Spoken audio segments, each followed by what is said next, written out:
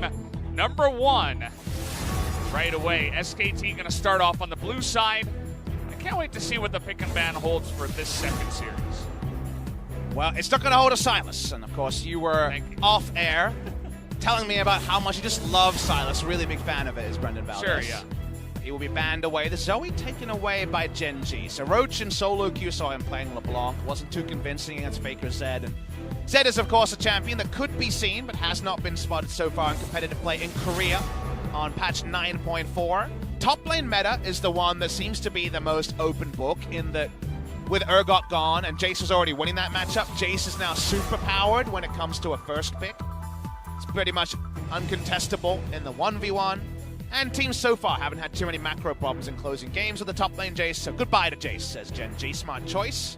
Cuvée himself, you think the top lane mages will be back, right? Ryze, Kennen, that's what we're thinking or hypothesizing for his champion pool, because so far Cuvé's only won on Urgot and Kennen all season. So hasn't been able to find too much. Surprising blue side ban against Ruler on this Kalista. Not a traditional pick for Ruler, but he is 1-0 so far in LCK Summer. That means Ezreal first pick is heavily sticking out its head right now. What is SKT hedging for, though? Because they're basically saying we're going to get Ezreal or something else. It seems like Vladimir might have been the other side. We saw a really impressive performance at Rascal in game number 1 on a early pick Vladimir, so maybe the trade was going to be Vladimir versus Ezreal, but that means Lucian is left open. Where is the priority at for Ted? There's a lot of stuff left available, as you were mentioning. I mean, even Galio has been first picked at times, but with Ezreal and Lucian available, I feel like you have to take one of them right now. It will be the Lucian, as does get banned very often on the red side, as it is a huge lane bully down there, but Gen G going to respond with one of those picks I was mentioning. Immediately, the Galio comes out here for life. They just want to know on the pick. And also a Aatrox pretty early on. That was actually really well done there, Brendan Valdez. Whether he did it on purpose or not, that was a Aatrox after all. And is it going to be a flex pick on the side of Gen G? Is this going to be holding on to a Cuvée favorite from the past, but also obviously more clearly threatening a jungle Aatrox, which is a very common blind pick jungler? That part we don't know the answer to. SKT, we're all going very standard. Lucian Braum bot lane, Lissandra mid lane is what's coming through on the side of Gen G, on the side of SKT, but Gen G definitely have a bit more options with the Aatrox flex. They certainly do. One big pick that has been around for a while, pretty strong, has been that Top Kench. Has been banned a lot in first rounds and also picked alongside Ezreal and other kind of squishy 80 carries, but it is ignored for this first time. Could be targeted, but with Galio and Braum picked already, perhaps not, as we do see the Yorick banned first. I like the Yorick ban from Gen G. They want to flex the Aatrox further, and they of course have the issue where Khan plays the champions that lane into Yorick well, better than most top players. Remember, he's a Fiora god, so you're really scared to go for a blind Yorick against Khan if you don't double ban against it. So why not ban the Yorick, hold on to the Aatrox for a potential top laner, and give yourself more options. Tahm Kench actually made its way pretty far through this draft. Mata on Braum duty today, but we think we already had the support matchup. We don't know it, given that Faker did actually play mid Galio in his last series. Mata interesting with those two champions you mentioned. His Braum is 3-0. It's Tahm Kench's most played, though, at 8 games of 5-3. But feeling better for Lucian Braum, which is obviously a very strong and impressive bot lane. SKT, if they lock in Rek'Sai, have the God 1-2 item comp on the blue side, and Rek'Sai noticeably is not going to be banned. Klid's Lee Sin taken out. It will not be a jungle Aatrox. This confirms it will be top lane Aatrox, or I guess mid lane Aatrox. Remember, Roach is in the lineup, so they have two top laners who can both play Aatrox, that's for sure. We'll see what SKT make of all this. The Rek'Sai, I think, is a god pick here. I'd be surprised not to see it locked in. It's an old favorite of Klid's as well. You take away the Lee Sin, and you also take away the Olaf and Aatrox as potential mid junglers. Rek'Sai just too strong on this patch, and will be picked up. This is such a god mid-game draft. How do they round it out? Because they're going to have to take an ambiguous top lane pick, probably into Aatrox, but nothing shown from that. Cuvée has played a game of top Olaf in solo queue. I guess we should mention that out loud. So we'll wait and see what that means. Okay. Is Fiora blind by the side of SKT? We mentioned he's a blind and a god Fiora. They're going to go for it. It's a pretty bold choice, but Khan locking it in. Gotta love it. Just flexing a little bit. Hasn't lost on it just yet. But blind pick here can be quite interesting, as the camera is on Cuvée right now. Seems to be that maybe they're thinking it will be, but no, it will be the Alistair that does come in. Obviously, very high tier support left available, but that does mean that Galio is not going into the support role. And what does that mean for the Fiora? Very expected. It's against the Aatrox, which is an even more winning matchup now after the Aatrox nerfs. There was time when people loved to run the mid lane Fiora against the Galio, but seems like Roach is going for a more prototypical mid laner, but it's a nerfed mid laner, and it's also one that is seeming to kind of fit the bill we mentioned. Skill matchups against Faker is not a good idea for Roach. Role swapping pretty late into both the Spring Split and his career onto the mid lane. So just go the Galio. It may be forgiving, but it doesn't necessarily inspire confidence on Gen G being 9.4 ready. This looks like a pretty 9.1 draft on the side of Gen G. Does feel that way. I mean, you could see they prioritize the Aatrox and then they last pick support. They don't use their counter pick for the top or mid lanes. They just take Alistair last because they already had their top laner, essentially. So kind of interesting not using one of the powers of the red side in the draft, but we'll see if that comfort kind of moves them along here in this one. SKT's draft so strong in the 4, and then Khan wants to go for his split pushing. Rek'Sai can gank the other lanes with reliable CC, or Tremor Senses make sure Fiora is always safe whenever she's overextended trying to push in a wave. So you have a lot of options here as Clid. I think Clid has carte blanche to hard carry this game in the early to mid game. On the side of Gen G, I don't think they necessarily have Elo Heaven as the game goes on, but they've got reliable CC and an Olaf. And Olaf versus Rek'Sai can swing very hard one way or the other. So the jungle matchup might be the pivotal one between SK Telecom T1 and Gen G. Those are the key players we listed before. We'll see how it pans out here for game number 1.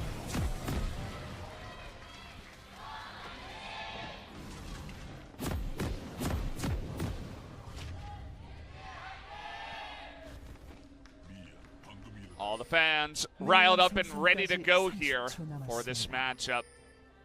Definitely a lot of fans of both of these teams. Obviously, SKT has been around for a long time, and Gen G with some big names in their lineup. Still waiting for, we were talking about Kingzone and Deft just hardcore carrying multiple times. We were really touting Ruler as another one of those guys, but hasn't really had the solid teammates that Deft has had in some of his solo lanes so far. We haven't seen him be able to super hard carry so many times just yet. Looking over the picks here, and you'll notice nothing in the loss column for these champions yet on the side of SKT. I want to draw your attention to the jungle of Gen G. Peanut was supposed to come in as the solid carry alongside Ruler. We hypothesized Peanut with his smart path in the early game would open up potential carries for Ruler in the late game. Notice he has gone Conqueror Olaf. This is very surprising to me, but it is a rune choice opened up. Conqueror is a sometimes choice on a lot of champions on patch 9.4. This is with the hotfix, so it's not the full value Conqueror on release on patch 9.4, and it's in lieu of a Predator, so no Predator ganks coming, and no fun in the laning phase for Roach. You see that Faker forgoes one of those minions and just says, by the way, welcome to the mid lane here, Roach.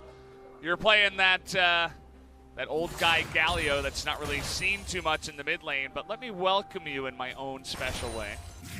It is a matchup that is usually non-interactive, but we got to see Faker versus Roach in solo queue on skill matchups, and predictably Faker was way ahead in those. So this might also be one of those matchups where Roach won't be at solo kill potential. That's too much to ask, but could be at lower health values than you might expect. To be open to ganks. Rek'Sai can gank from very creative angles. Shaco-esque with her ability to tunnel over the wall and make creative gank paths work. So definitely could be action mid lane that we wouldn't normally tip, and there might just be a solo kill here as Peanut has been found in his red and should die. He's so low, and he has the ward, but he hasn't used it, and, well, he's just going to take the red. Doesn't even go for the kill here just yet, but he's still on the prowl as it looks like Peanut will be able to get away after flashing, but he loses so much in his buff.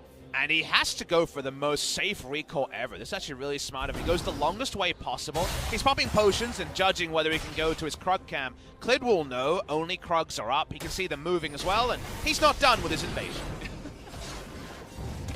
Another small thing about the Rek'Sai, it's being able to see what you can see over the wall, and once you already get that flash out of the Olaf, feel so ready, especially with the pressure and priority in the top lane, just to have Khan come down and say, yeah, you're not going to have your Krugs. Almost every game where you come away feeling great about SKT this season has been this scenario. Clid with a very obvious skirmish advantage over the enemy jungler, and priority is lanes to back them up. There's been some amazing virtuoso level performances from SKT when they've got early priority, and they've picked the god draft in this game, especially in the 4, outside of the Fiora, who actually even early in the trades against Aatrox after the nerfs, everyone else spikes super early. Rek'Sai is a god with just Warrior into Black Cleaver. She never gets stronger from that point.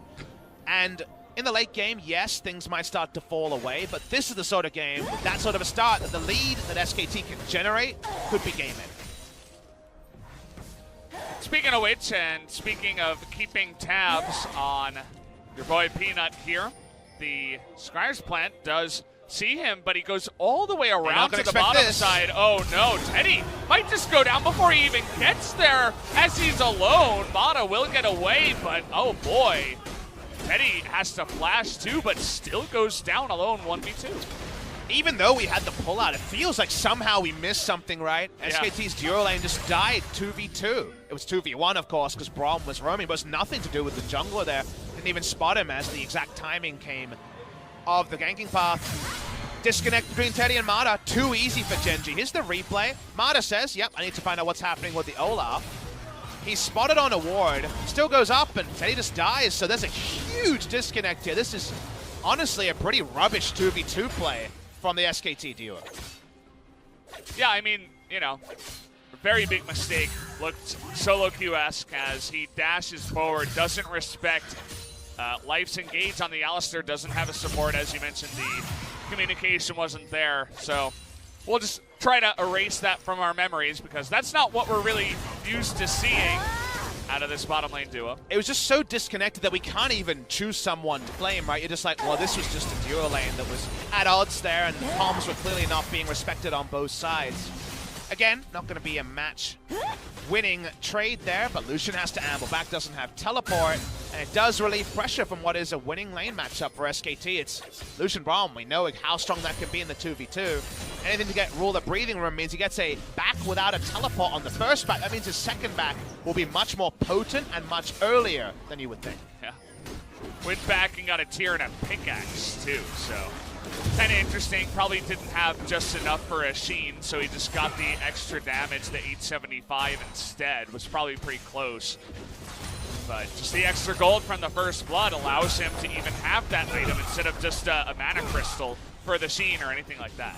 Those items don't allow him to actually stop things like turret plates rolling, and that's one done and a second one on the way from SKT's duo bot side, and that's with no jungle backup, only a control ward put down, showing you how strong that lane is on paper. We've seen Faker push in extensively on Galio. Had a lot of power crypt from his Q over time, and Khan winning top. So there's 3 winning lanes for SKT. The gank bot lane doesn't change anything, or the 2v2 kill as we should talk it, so we will compliment Ruler and Life for finding a time there. Now they're looking for an invade. Will anything change around the playbook for SKT? Because they should still be feeling very proactive and very confident about the current game state. Like the path that Clid takes here actually avoids any vision to hop on over. They're not even going to know he's here until they see him on the blue buff. As they will see him now, it will go the way of Clid. Nice double knockup, but no follow-up from the team as, okay, we're following it here as Galio comes in, but out goes Rek'Sai, and in she goes again. And Faker's in position to do enough damage and follow-up. Roach should be going down, only Mata going to be the sacrifice here for the 2-for-1 for SKT. And that was just Genji baiting themselves into a problem. Life got the kill earlier, but at level 5 Alistar engaging when SKT, like we mentioned, is so powerful just innately in the early game. Opens up multiple members on a silver platter, and how about an Infernal Drake unless Peanut can stop them? Maybe they have the ults coming through, but it's way too late as the smite is on point there from Clid. Just one nice play into another. As you mentioned, Gen G trying to force that one, get punished hardcore. And it's just one of those overforces where you got a good moment bot lane, you think, okay, let's double down, get them again, you know, a 1-2 punch. But unfortunately, the timing here is ill-advised. No ultimates on the members involved in this fight of Gen G before Faker just takes it over. He's the one ahead of the play. The Galio ult is early, but it's not going to be enough with Life not having his own ult. But watch Faker, gets into the back line. The self-ult's the right choice here. He's able to get a lot of value in that fight. Chase down further kills as well. That makes that happen. Maybe if Life is level 6, you know, he survives for long enough and maybe can create enough ruckus to make that kind of aggressive play make sense, but fortunately he was just level 5 and still is. So, does go awry as trying to stop the back, but Mata is a faithful support, does not allow that to happen. Continue with the full court press strategy from SKT. They've been very good at playing this strategy so far.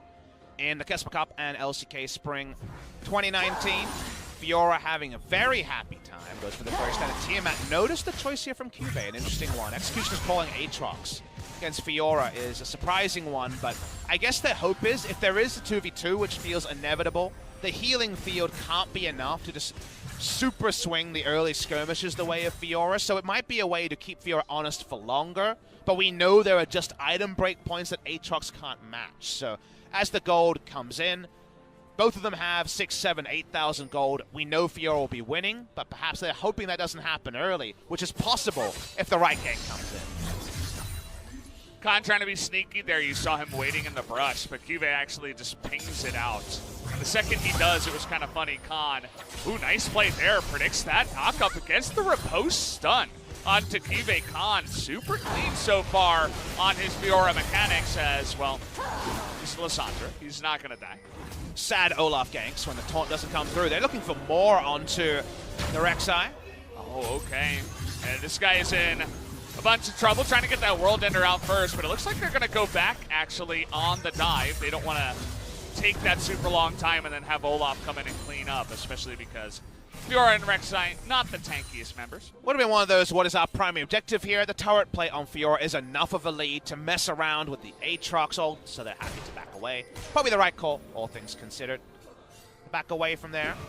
Didn't join us for our first series. Haven't seen a lot of Rek'Sai. You know she can do this. From miles downtown, in goes Clid. Does a lot of damage, especially with the red buff, but Peanut is able to get away. Has that Cinderhulk completed already with some cloth armor, so he is actually relatively tanky. The missing health ratio not relevant there. Even at level 1, it's 20% missing health, but it was a full health nuke for gap close rather than just for the damage, so not going to be able to show off quite how broken that 5.2 AD ratio we were discussing in series number 1 is there onto the Aatrox. Instantly stacked up Conqueror. You heard that Conqueror sound as things went on, and of course the Black Cleaver. We stacked just as quickly. That means that Lucian's going to be doing a hell of a lot of damage, hitting the same target as Rek'Sai in the mid-game. Speaking of Rek'Sai, backs away, takes down the Rift Herald, and will even pick it up. Not everyone has been able to do that this season. Yeah. It's funny you have to even say that, but we have had that happen a couple of times as SKT, you'll remember their first for Rift Heralds. I think it was 17 out of 25 games, something like that. Now they're 18 for 26. And so will remain at that first place spot for Shelly's taken on the map. Now, first item completions are in, and that's only an SKT story, if you really want to be honest about it. Ravenous Hydra to be able to fight in the minion wave and even through something like the Execution's calling, out heal in most realistic scenarios. The Luden's Echo there, rushed by Faker, so no Proto Belt. The mana nerfs coming in from our man Jat have clearly affected things, as we always see a Lost Chapter built into these Lissandra builds these days, and already completion onto the Blade of the Ruined King. So these are the one-item power spikes where SKT begin to really jam their foot on the accelerator, and it's only around 3-4 items that Gen G, I think, can start to match them. So I feel like a lot of the map trades are at the whim of when SKT want them, and only them being too nice could really stop the Gen G from falling into a pretty big hole over the next 10 minutes. I mean, you can already tell that even before the spike comes in, they are able to get a bunch of objectives already in gold on the map, right? So many plates have gone down in top, mid, and bot. They get the Infernal plus the Rift Herald. It's just all SKT so far here in the early game, and now they've gotten to their spike, so they should be really rolling with any punch that's given to them. 5 plates, so 800 of the gold lead is purely plates. Wrong side of SKT. Here's the engage, though. Wow, big knock up there on a 2, and we do have Peanut, but you can see just how passive they're being. Even 3v2, seems like they don't have full information, not willing to go in on that fight. The buddy system enacted this time by SKT, and you see how strong Braum is at repelling all-ins. He still has his summoners up. I don't even know if they got through the Guardian, but that was the biggest thing they could break through. Khan continues to make Cube's life hell, and here's that Rift Herald summon in the mid lane. How about solo gold on the best of all time? Yeah, look at the timing too, 13:47. That's 13 seconds before the plates do go down. That's 320 extra gold that goes the way, plus another plate due to the tankiness of the Rift Herald. Just so much extra given over based on the timing. Great macro so far here in this game. Really feels like SKT are playing patch 9.4 and also the 2019 patch. Gen G, they're at their whim. Well, Life is caught out there. No real escape for him. Not much to yell about as he gets caught out without an ultimate. Had to use it in the bottom side. They knew they had him, and Life knew it too. Didn't even flash. And it just feels like Gen G are at their whim. This outdated draft that would have looked out pretty much, prototypical on 9.1. At 9.4, it doesn't feel like the way forward. They have solo lane disadvantages. They're going to try and teleport and try a team fight. They do not have the Alistair, but they're really trying to make this work as, okay, the Rek'Sai comes in and steals it and flashes the wall. Glid putting on the blaze here. Looked like a gymnast just flying through the play. Meanwhile, at Fiora, they couldn't even get a response teleport out of Khan. So even in teleport usage, they come out ahead. Glid's Rek'Sai seems like it's coming together a lot cleaner than we saw in our first series. And this pretty bloodless gold lead. Remember, only a single kill to the advantage of SKT, yet everything else is sliding exactly into their wheelhouse as this team comp is hitting its stride. Yeah, not much of a fight put up here so far from Gen G. I mean, they try a couple of times, but it's not exactly the best time to go for it. And SKT able to make the most of the plays. They get 2 Drakes, and the third one, much to the chagrin, Gen G is going to be a second Infernal, so should go the way of SKT. We'll see if Gen G can pull a bit of a magic trick out of their pocket. Just feels like SKT have read their opposition very well. They're drafting a comp that, like we say, suits the patch, and I just don't know what the best case scenario of the Gen G draft is. You look at it and you say, you're going to find it hard to skirmish. The lanes aren't great either. And if you don't fight early, SKT have shown again and again with this lineup, they will make you pay. Here is the steal. It actually was at 49 health before it was claimed. A drive-by by Clid. Yeah, he was so far away when he ulted too. He was not even close to the pit. Just flies over like a pole vaulter and then flashes away. Against a team that can't play the early to mid game, you could kind of understand Gen G's draft, but even then, you get outscaled by the Fiora split push.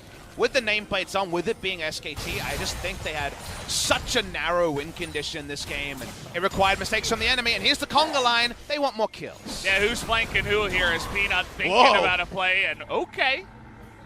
All right, observers, really trying to impress us now, getting that big-time angle.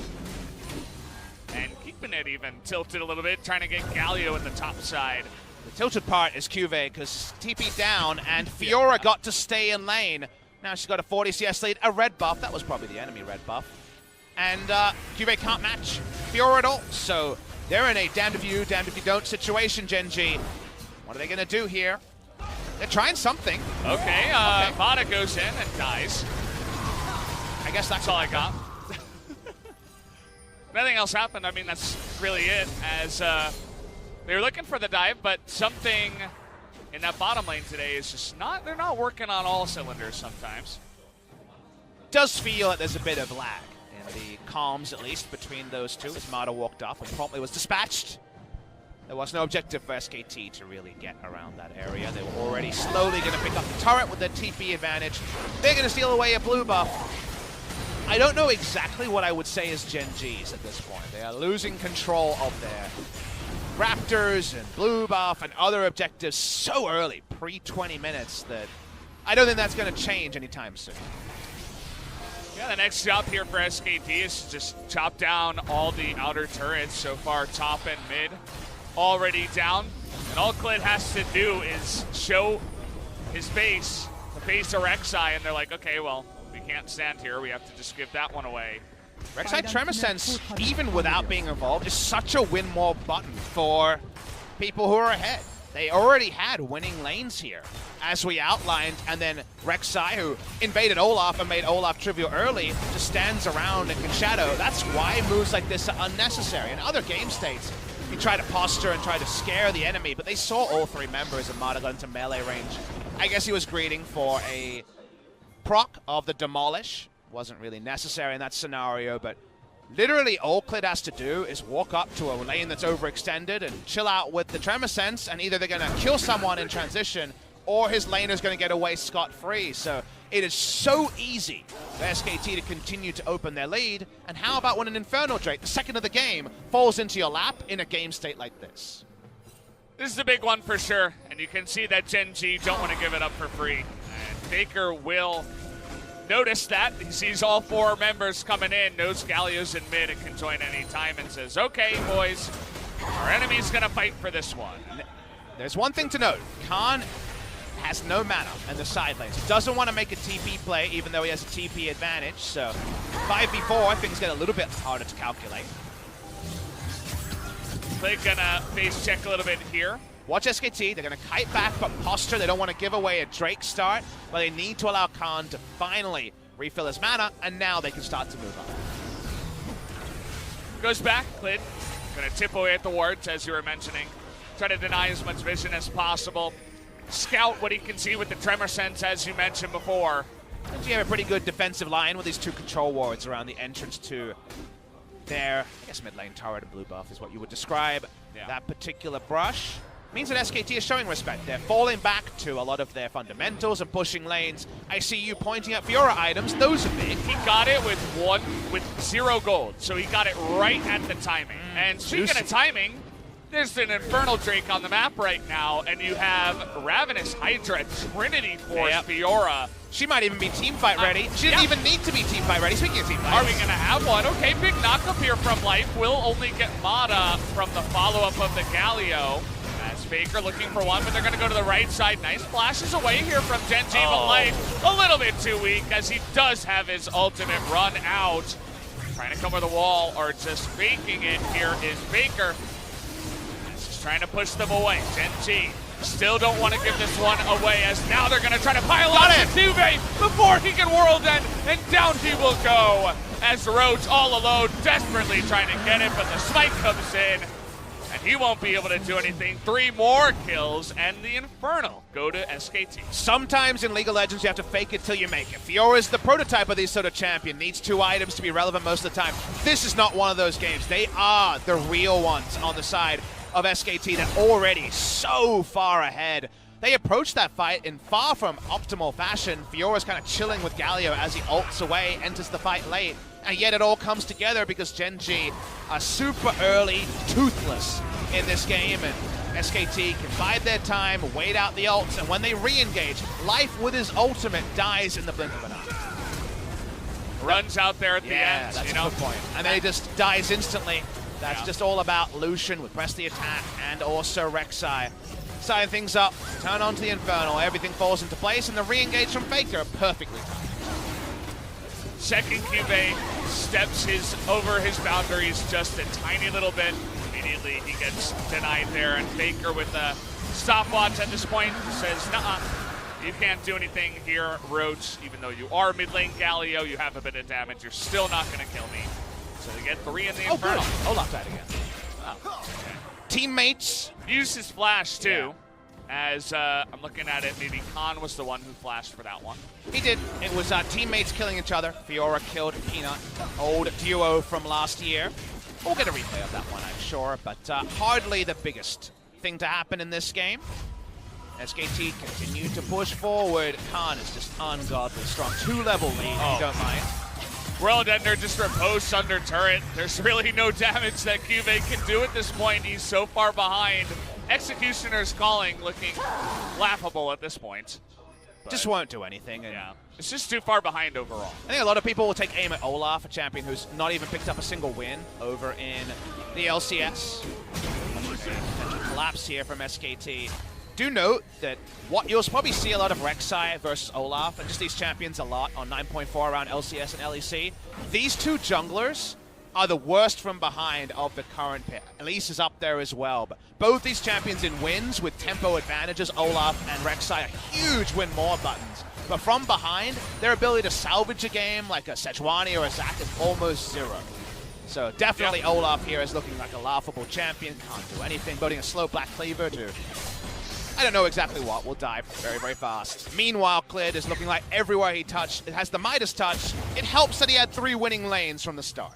We'll take a look at how this happens. Maybe he saw him going to the brush over the ward, but scouts him out.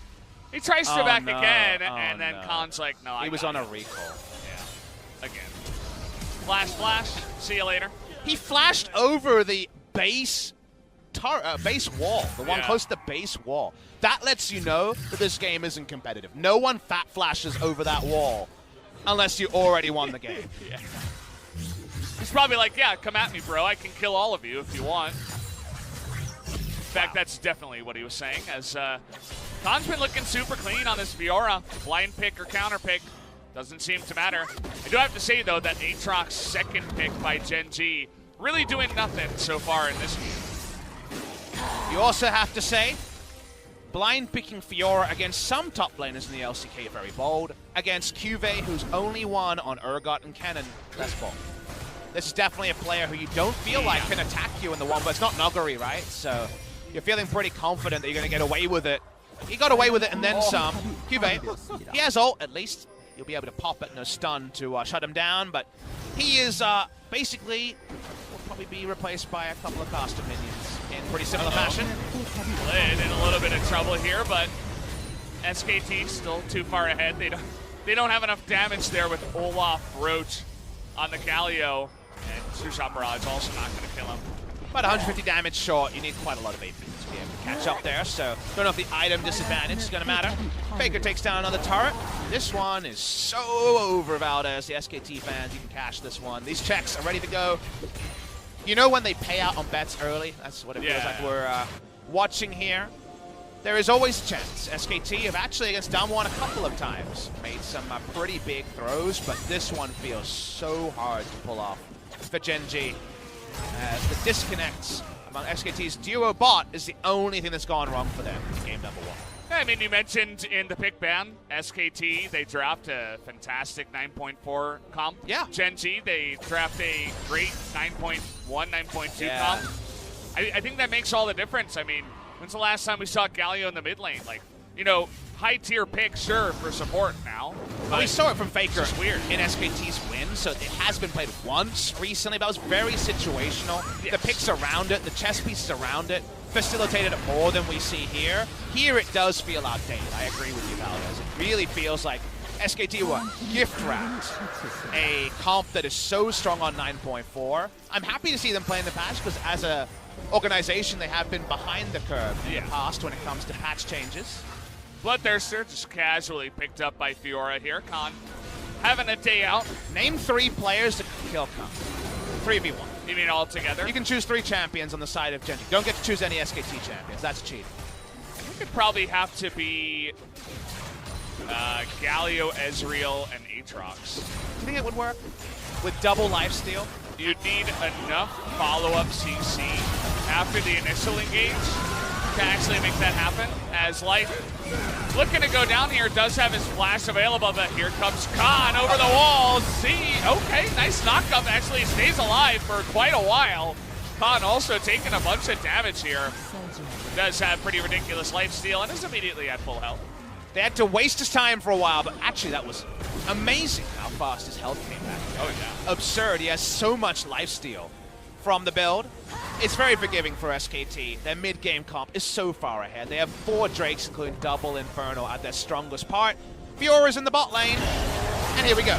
A little, face check added to the pile as you kind of have to do something. Blade getting pretty low, but is going to be able to escape on the backside. Can he be sniped? Oh! In transition! Catches him as Ruler is dying to win a game. But, it's kind of hard. As the flash comes forward, Teddy is going to snipe away that Olaf on the backside, and nobody really wants to get close to the Fiora. You mentioned 3 champions. These weren't the 3 I mentioned. Definitely a fortunate snipe that time was Olaf that time. Bad use of the burrow. We're seeing a re-engage attempt with Galio, but all looks a bit sad. And here's Khan. It's all a ruse as Khan coming in behind, just 3 swipes him, has the healing too. 3v1 in a turret, so far 1 person's dead. Well, that's a lot of CC. Is it going to be enough though? Finally it is, as 1,000 gold will go the way of Aatrox. Not going to matter though, as well, SKT do enough damage and they're pushing for the win. The answer was Alistair, Ezreal, Aatrox in a turret. That was this magic number to take down Fiora. SKT looking for those demolish procs and looking for the game 1 victory. Looks like they should do it. It's only Olaf. They're even stopping to get an extra kill as Peanut, why not blast a little bit away as well. And they will be able to take this Nexus in the first win here over Gen G in just under 30 minutes. Can't draft Olaf in 3 losing lanes and get away with it against a good team, and SKT is a very strong team on their day. They take the invitation, say thank you very much, and no surprise, 30-odd minutes later they walk away with the victory. A straightforward one for SKT. Just zipping out of there too, not wasting any time. Not sure what there is to talk about that one. I mean, the draft was pretty pristine. The game definitely going according to plan. But how does your Gen G draft end up like that at the end? That's the part that I have an issue with, is it just had so little going for it. Is that it feels like it's that really depressing combination of these are what these players can play, these are what they're confident on based on scrims and stage, this is our role-swapped mid laner, like there's too many things coming together for that to be a viable draft on the side of Gen G. It's really disappointing for me because it was exactly like we thought it would go. It wasn't any different, it was very one-sided, but the draft was one-sided, and then the play was one-sided, and then they lost. That's not a cool story. Yeah, I mean, that's just a boring story. Yeah, it wasn't the most competitive game, obviously. I mean, we saw a lot of cool numbers, damage for sure. But you're talking about the draft. Aatrox coming in second. They definitely did a number to them. As we're taking another look at the replay.